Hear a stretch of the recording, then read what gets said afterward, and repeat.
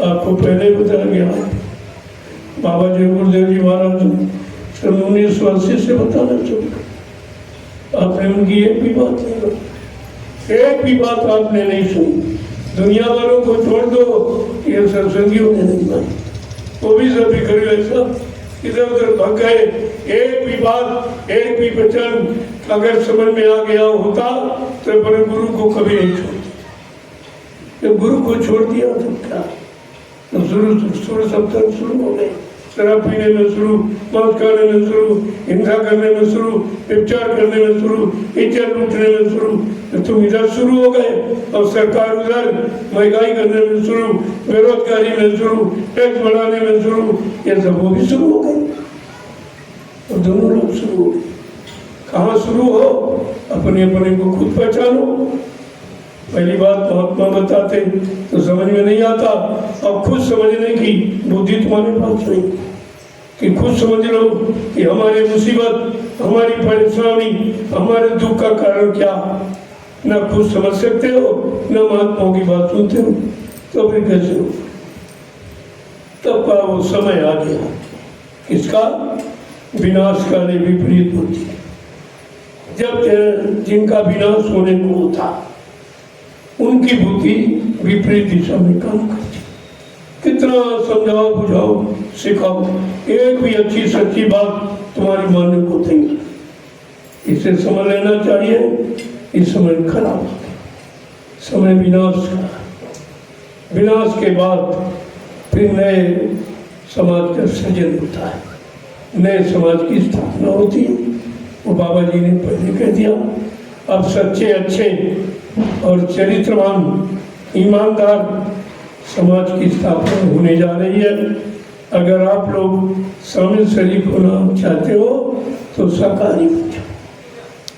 शाकाहारी बन जाओ तो आपकी समझ में आने लगेगा कि वास्तव में हमारा मनोकर्म, मनोधर्म क्या है, हमें क्या करना चाहिए, क्या नहीं करना चाहिए, क्या खाना चाहिए, क्या नहीं खाना चाहिए, किसके साथ कैसा व्यवहार करना चाहिए, कैसे व्यवहार नहीं करना चाहिए, ये सब समझ में आपके आ जाएगा।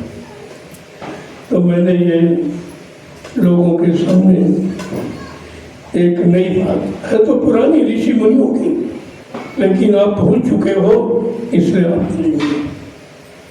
तो मैंने 15 सितंबर 2023 को ये घोषणा की थी और अब की बार 15 सितंबर 2024 को, वो तो भारतीय पुरुषों की मैंने बात की, अब की बार मैंने भारतीय महिलाओं की, नारी की बात की, क्योंकि नारी केंद्र की सृष्टि की केंद्र बिंदु, नारी से ही समाज तैयार हुआ, इस देश को पैदा किया है नारी ने, किसी ने नहीं किया।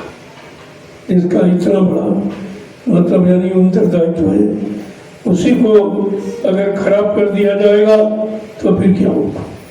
और इतिहास भी आप भूल गए, नारी का इतिहास नारी के द्वारा बना और नारी के द्वारा बिगड़ जाएगा। नारी के द्वारा ये मतलब यानी बन के तैयार हुआ और नारी ही संहार का कारण बन गई।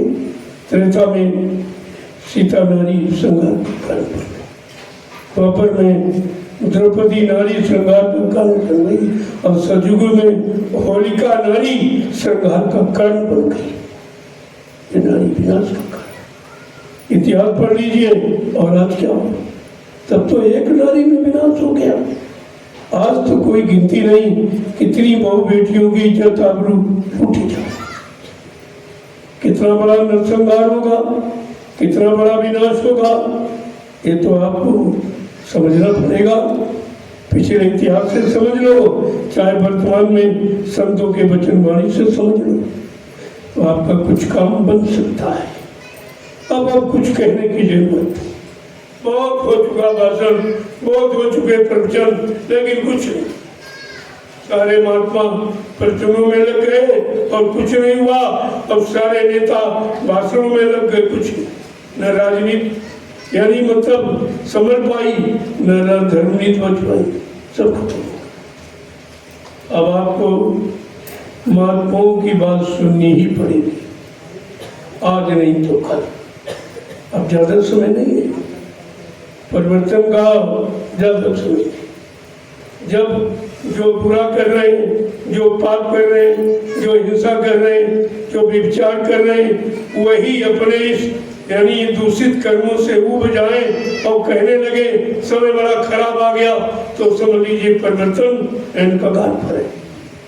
वही लोग जिन्होंने समाज को खराब किया आज वही कह रहे बड़ा खराब समय। लूटपाट करने वाले कह रहे आज बहुत लूटपाट हुई, हिंसा करने वाले कहते आज बहुत हिंसा हो रही, व्यभिचार करने वाले कहते बड़ा व्यभिचार हो रहा, बड़ा बुरा काम यानी सरेआम हो रहा, तो कोई कहने वाला नहीं है।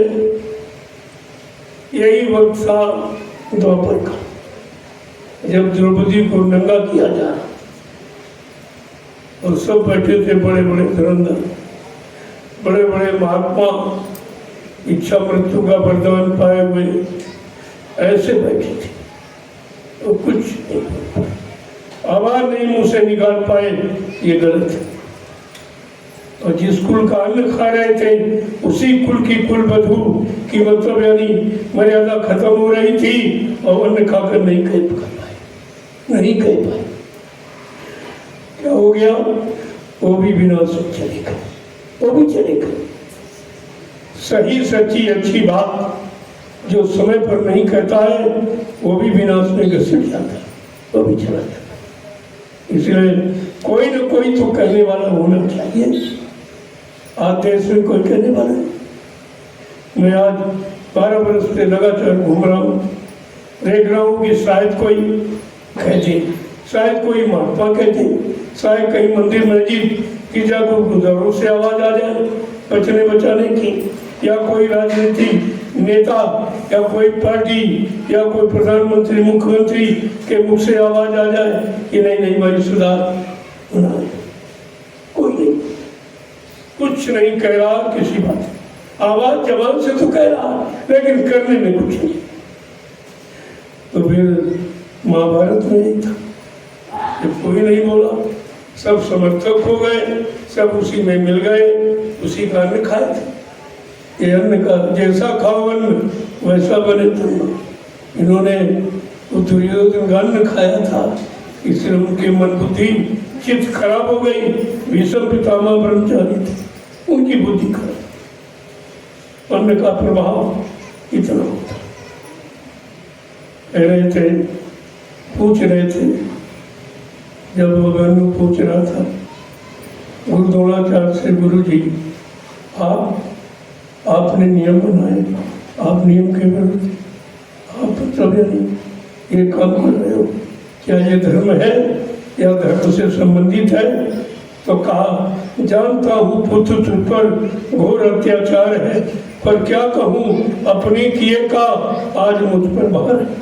मैंने दुर्योधन का अन्न खाया, हमारी बुद्धि कह रही है ठीक हो रहा, वो भी माने गए, वो भी नहीं बच पाए गुरु द्रोणाचार्य। तुम तो उतने महान नहीं, तुम्हारे पास वो शक्ति वो ज्ञान वो विद्या है नहीं, तुम अपने आप को कैसे बचा सको? अपने बचने की तो युक्ति आपको सोचनी ही चाहिए। लोगों ने देश बचाने की, धर्म बचाने की, सबको बचाने की युक्ति सोची, तुम अपने बचाने की युक्ति नहीं सोच पा रहे हो कि हम कैसे बचेंगे। अपने आप को बचाने की शक्ति ताकत तुम्हारे पास नहीं है, नहीं कर सकते। इसलिए मैंने जो आवाज दी है वो एक जाति धर्म के लिए नहीं, समस्त आर्यावर्त के लिए, समस्त भारत देश के लिए, भारतीयता की गौरव गरिमा के लिए। क्योंकि जब मैंने देखा कोई नहीं बोल रहा, कोई नहीं कह रहा, जो सब चंदा नोट वोट महंगाई सब मतलब यानी ले रहे लूट रहे, मैंने तो किसी से कुछ लिया नहीं, ना कुछ मांगा और ना कुछ मांगता हूँ, लेकिन देश के प्रति नागरिकता की हैसियत से हमारा भी कुछ कहने का अधिकार है देश के प्रति।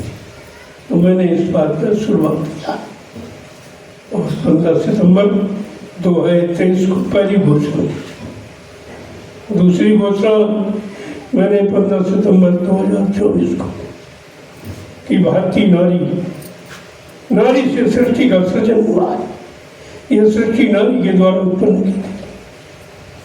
और जब नारी का अपमान हो जाएगा तो विनाश का कारण बन जाएगी। जब एक नारी से विनाश हो गया, अब तो सभी का होगा।